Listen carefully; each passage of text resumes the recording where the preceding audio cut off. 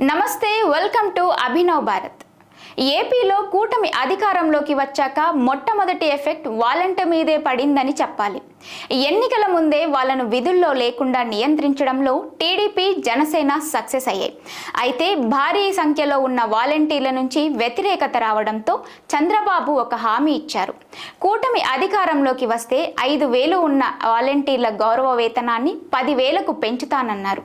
ప్రభుత్వం వచ్చి 2 నెలలు కావస్తుంది.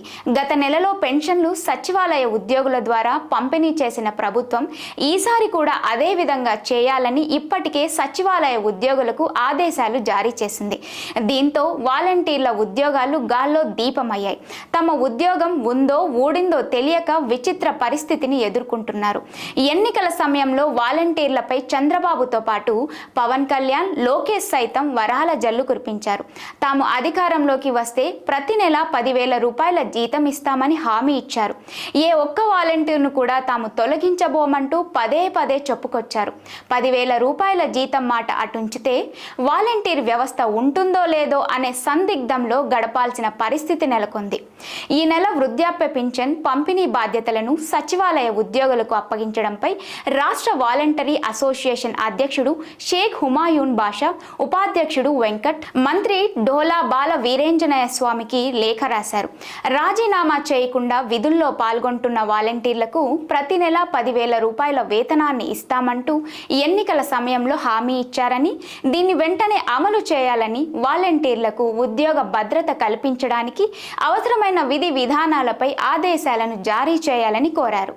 తమ జీతాలను నిలిపివేయాలంటూ అధికారుల నుంచి ఎలాంటి మౌఖిక, రాతపూర్వక ఆదేశాలు అందనప్పటికీ కొంతమంది పంచాయతీ డీడీఓలు అత్యుత్సాహాన్ని ప్రదర్శిస్తున్నారని, ఫలితంగా గందరగోళం ఏర్పడిందని లేఖలో పేర్కొన్నారు.